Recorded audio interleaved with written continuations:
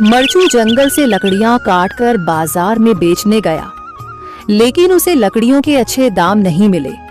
इस पर मरचू ने कहा, अरे भैया, इतने कम पैसे, इन पैसों में तो 2 वक्त का खाना भी नहीं मिलेगा। आप मुझे बहुत ही कम पैसे देते हैं। मैं इतनी मेहनत से लकड़ियां काट कर आता हूँ, लेकिन उनके पैसे मुझे बहुत कम मिलते हैं। भैया, तुम्हारी लकड़ियां होती ही इतनी कमजोर हैं कि मैं इससे ज्यादा पैसे नहीं दे सकता। तुम्हारी लकड़ियों के बस इतने ही पैसे बनते हैं। अरे भैया, कुछ ज्यादा कर दो ना। वो क्या है ना कि इन पैसों का तो कुछ भी नहीं आता। मैं अपनी जिंदगी कैसे गुजारूंगा। भैया, तुम जाकर अच्छी लकड़ियां लाओ, तभी इन लकड़ियों का अच्छा दाम मिल पाएगा, वरना इन लकड़ियों का तो यही दाम है। ये सुनकर मरचू बहुत ज्यादा परेशान हो गया और पैसे लेकर किराने की दुकान से सामान खरीदकर घर आ गया।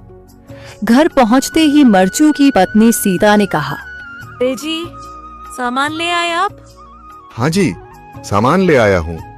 सीता के चेहरे पर खुशी छा जाती है, लेकिन जब उसने सामान देखा, जी, इसमें तो बहुत थोड़ा सामान है।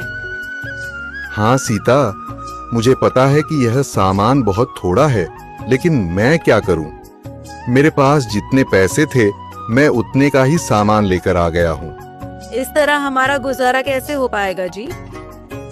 आपको तो पता ही है कि हम कितनी मुश्किलों से गुजारा करते हैं।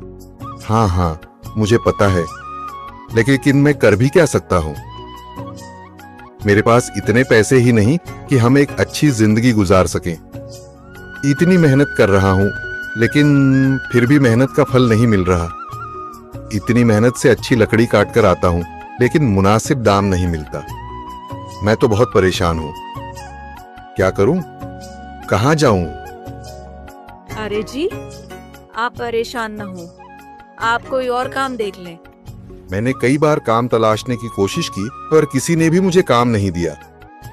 ये सुनकर सीता भी काफी ज्यादा परेशान हो गई। मरचू से सीता की परेशानी नहीं देखी गई। उसने अपनी पत्नी सीता से कहा, मैं फिर से जंगल की ओर जा रहा हूँ। अरे जी, अभी मत जाइए ना, वैसे भी शाम हो रही है। आप कल चले जाइएगा, अभी मत जाइए। ठीक है, अगर तुम रोक रही हो तो मैं नहीं जाता। मैं कल चला जाऊंगा। इसके बाद मरचू गांव में घूमने के लिए चला गया।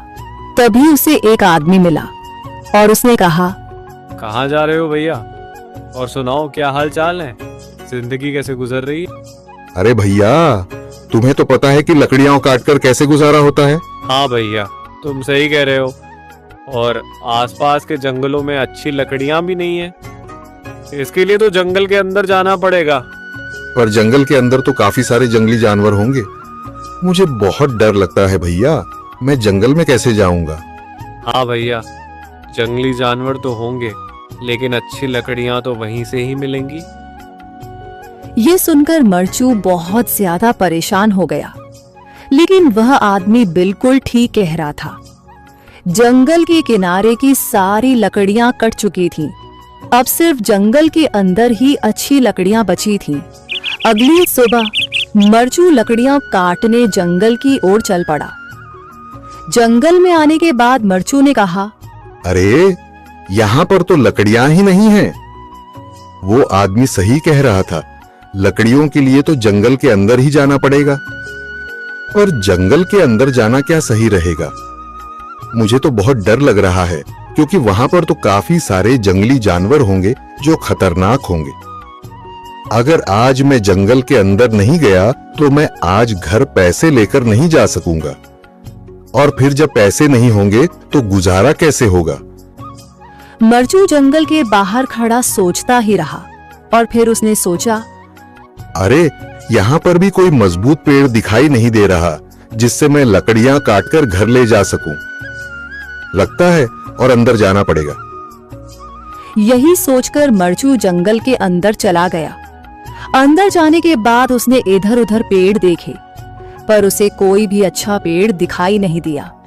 यह सोचकर मरचू जंगल के और अंदर चला आया।